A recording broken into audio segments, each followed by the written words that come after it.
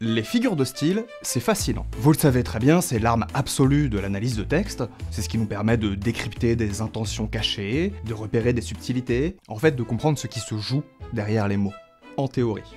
Parce que dans la pratique, on a un problème, un très gros problème avec les figures de style. On a un problème. On diffracte, on diverge. On a un problème. Leurs valeurs sont plus proches des conservateurs russes.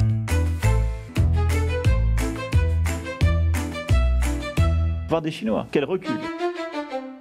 On a fini par croire que nommer un effet, c'est comprendre ce qui se passe dans le discours. Comme si une phrase devenait immédiatement plus claire dès qu'on lui collait une étiquette stylistique dessus. Et c'est logique, mettre un nom sur une chose, ça donne l'impression de mieux comprendre la chose. Mais cette impression, elle est trompeuse, parce que en nommant, on ne comprend pas forcément mieux. On peut aussi faire mentir le réel. Donc là, vous avez de la part de Marine Le Pen une tentative d'euphémisation qui lui permet de mettre à distance ce qui s'est passé et de faire mine qu'il n'y a pas tant lieu de s'en préoccuper que cela, ce qui est totalement faux. Elle minore, elle euphémise, elle ramène cela à ce que cela n'est pas, c'est-à-dire comme si tout cela était au fond tout à fait anecdotique. Tout ça, ça paraît extrêmement logique en fait. C'est-à-dire que dire qu'une responsable politique qui minimise un scandale géopolitique euphémise cette chose-là, bon bah ça paraît assez banal finalement.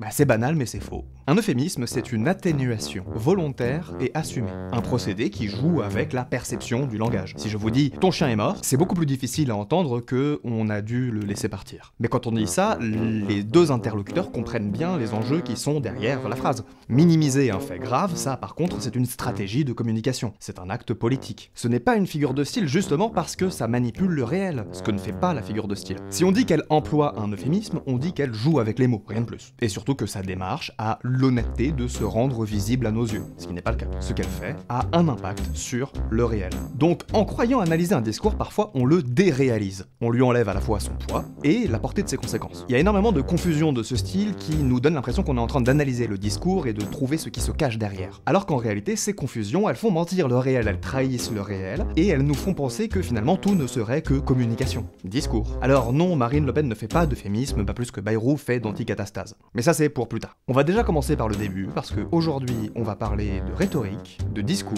de diégèse, de mots gentils, de revolver et de personnification. Est-ce que vous savez ce que c'est une personnification? Non? Vous avez dit oui? Oui, mais moi je vous dis non. Je vous dis non parce que c'est justement l'exemple le plus frappant de ce problème de compréhension des enjeux dont on va parler. Je l'entends au moins une fois par semaine, donc je pense que ça va pas être très compliqué de trouver des exemples. Sur YouTube... Avec ses fables, son maître corbeau et son maître renard, Jean de La Fontaine est une référence pour la personnification. Non. Dans le Robert, la personnification des animaux dans les fables. Bah non.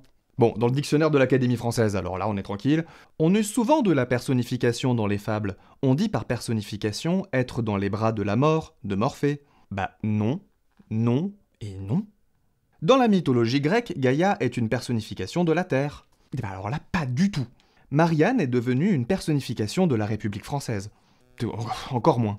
Bon bah alors regardons dans la liste des ouvrages littéraires de référence de l'éducation nationale. Le fabuliste met en scène des animaux qu'il fait parler. Cette personnification lui permet de critiquer la société, la cour, le roi, sans être inquiété. Il n'y a pas un seul truc qui est vrai dans la deuxième phrase. Bon, vous commencez à voir où je veux en venir, alors d'où vient le problème? C'est ce qui arrive quand un champ d'étude, ici la stylistique, s'invite dans le langage courant. Les mots issus du lexique de la stylistique vont être étudiés et utilisés à l'école par les jeunes adultes, les ados, les enfants. Ce qui est normal pour les mots du langage courant, mais ce qui peut avoir des conséquences assez douteuses sur des mots de champ spécialisés. Quand le littré dit que la personnification consiste à faire d'un être inanimé ou d'une abstraction un personnage réel, les auteurs savent ou croient savoir que la personne qui lit cette définition sait déjà a priori ce qu'est une figure de style. Et encore, la définition, elle me plaît pas beaucoup. Je vais m'en donner une autre après, mais celle-là, elle est pas... Parce que la personnification, elle ne fait pas, elle transforme pas, elle rapproche... Mais on verra plus tard, tout à l'heure. Dans la même vidéo que je vous ai montrée sur YouTube, on a un autre exemple. La nature t'attend dans un silence austère. Alors ici, personnification... Bon, pourquoi pas. Mais en termes de style, c'est pas du tout ça qu'il faut regarder. C'est pas la personnification qui guide l'aspect mystique de cette phrase, c'est l'allégorie. L'allégorie, c'est la représentation concrète d'une idée abstraite. Bon, je vais faire très simple, donc forcément ça va être un petit peu réducteur, mais en gros, un truc abstrait, c'est quelque chose que vous pouvez pas dessiner. Par exemple, je vous dis, dessine-moi le courage. Bon, bah vous pouvez pas me dessiner le courage, c'est pas possible. Je vous dis, dessine-moi la force, dessine-moi l'ambition, vous pouvez pas. Donc vous allez trouver des choses concrètes auxquelles vous allez rattacher ces idées abstraites. Donc en l'occurrence, je vous dis dessine-moi la République, vous allez me dessiner Marianne. Je vous dis dessine-moi la mort, vous allez me dessiner un squelette avec un suaire et une faux. Donc d'une part, dans la phrase « la nature t'attend dans un silence austère », j'ai pas l'impression qu'il y ait quoi que ce soit qui soit personnifié ici, j'ai l'impression que littéralement la nature attend. En gros, c'est pas du style, c'est pas stylisé. D'autre part, on peut pas ignorer le fait qu'on a mis un N majuscule à nature. Ce dont on parle quand on dit nature avec un N majuscule, c'est de nature, d'âme nature, l'allégorie de la nature. On se représente la nature à travers une divinité qui va comme ça symboliser l'ordre et la volonté propre que possède la nature. Mais c'est pas une personnification. Ou en tout cas, c'est pas que une personnification. Alors si vous voulez vraiment vous la raconter, vous dites c'est une allégorie personnifiante. Mais en fait, on s'en fout, c'est une allégorie quoi. Bon, et pour La Fontaine alors? Dans le cas de Jean de La Fontaine, ce qu'on a très concrètement, c'est de l'anthropomorphisme. Contrairement à ce que dit le Littré, la personnification n'est pas un procédé qui transforme une entité en un personnage réel. Elle est un outil dont se sert l'auteur pour faire mine de croire que la chose dont il parle a un comportement humain. C'est du style, je veux dire, c'est comme une hyperbole. Quand je vous dis j'ai 10 000 choses à faire. Bon, vous vous doutez bien que j'ai pas dénombré exactement 10 000 choses exactement à faire. Et d'ailleurs, je ne sais même pas si on fait 10 000 choses dans une vie. Par contre, quand je dis le vent hurle dans les arbres, je suis pas en train de prétendre que le vent est un personnage réel de l'histoire que je raconte et qu'il est en train de hurler. Là, c'est une personnification. En général, en linguistique et en philosophie, pour dire faire semblant, on dit feindre. Je feins, tu feins, il feint, nous feignons, vous feignez, il feigne. La Fontaine ne feint pas. Il ne feint pas de croire que les animaux parlent pour pouvoir décrire de façon réaliste la nature à travers un style qui nous permet à nous, lecteurs et lectrices humains et humaines, de comprendre plus facilement ce qu'il nous dit. Le corbeau et le renard sont des animaux qui parlent. Point.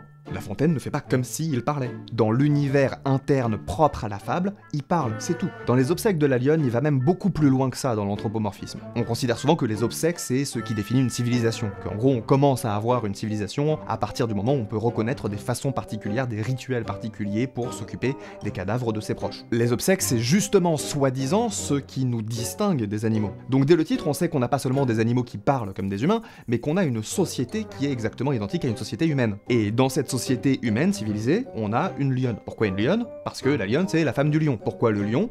Parce que le lion, c'est une allégorie. C'est l'allégorie de la royauté. Il représente le pouvoir monarchique, il représente le caractère royal de tout ce qu'on peut s'imaginer. D'un point de vue stylistique, c'est ça qui est intéressant. C'est pas que les animaux y parlent, on s'en fout de ça. Le style nous apprend des choses sur les intentions de l'auteur. Le fait qu'il y ait des animaux qui parlent, à la limite, c'est métatextuel, quoi. C'est juste une façon de faire en sorte que le texte soit plus accessible aux enfants. Et d'ailleurs, les fables de La Fontaine, c'est que ça, c'est que des allégories.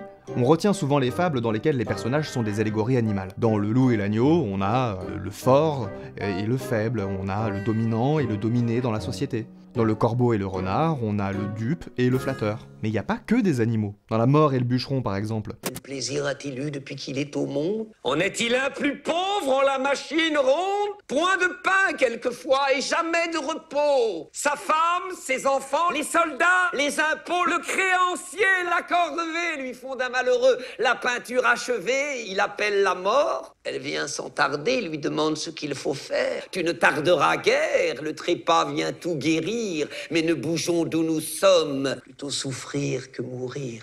C'est la devise des hommes. La Fontaine, il n'a pas besoin de vous décrire la mort. Quand il vous dit « la mort vient voir le bûcheron et lui parle », vous comprenez tout de suite qu'il faut s'imaginer un squelette avec un suaire et une faux. La faucheuse. Ou la mort, avec un M majuscule, comme nature. Donc, d'où vient le problème? Eh ben le problème, il vient de la définition même qu'on donne au terme de figure de style et à la manière dont on applique cette définition au texte qu'on analyse. En tant que figure de style, la personnification est une feinte discursive, quelque chose qu'on feint dans le discours. À travers le discours et uniquement le discours, on attribue un comportement, des mouvements, des actions, un caractère, des émotions qui sont proprement humains à quelque chose qui n'est pas humain, ou en tout cas qui ne les possède pas. Mais c'est discursif, ça n'existe que dans le discours. L'auteur ou l'autrice agence les mots de cette façon, c'est la manière dont il ou elle a de créer le texte, mais ne vous fait pas croire ce qu'il ou elle dit. Le discours n'est pas qu'un enchaînement d'effets stylistiques ou rhétoriques. Il crée, dès qu'il est fait, un monde, un univers qui contient sa propre cohérence interne. À l'intérieur du discours, on a le plus important, la diégèse. Et donc la diégèse, c'est exactement ça, c'est la cohérence interne. Selon Gérard Genette, la diégèse désigne l'univers dans lequel se produisent les événements racontés par l'auteur. c'est le cadre dans lequel les personnages existent. Et ils existent et ils interagissent selon des règles prédéfinies. La diégèse demande une certaine forme de crédulité. Il faut que vous croyiez ce que vous voyez ou ce que vous lisez pour que ce soit la diégèse. Vous acceptez parfaitement que dans l'univers de Sam Raimi, il y a un mec qui se fait mordre par une araignée, et du coup, il a une force surhumaine, il a des toiles qui lui sortent des poignets, et puis il peut se balancer d'immeuble en immeuble. Vous acceptez ça parce que ça ne déroge pas aux règles internes qui ont été définies par le récit. Par contre, quand il tisse ses toiles d'immeuble en immeuble et que vous entendez ça, vous savez que c'est pas la diégèse, vous savez que les personnages n'entendent pas cette musique. Cette musique, elle est extra-diégétique, elle est en dehors de l'univers créé par l'auteur, elle ne sert qu'à rajouter du style. Bon, maintenant imaginons que Spider-Man il tisse une toile, mais sa toile elle part tellement loin qu'il attrape la lune avec, et il la fait tournoyer comme ça autour de sa tête, et puis il la lance sur Neptune, où il y a pendant ce temps-là Anakin Skywalker qui est en train de diriger les troupes napoléoniennes contre les Argoniens de Skyrim. Là, vous acceptez plus la diégèse, votre crédulité s'effondre, parce que ça ne respecte pas les règles que le récit a établies. À la limite, vous vous attendez à ce que vous voyez le personnage,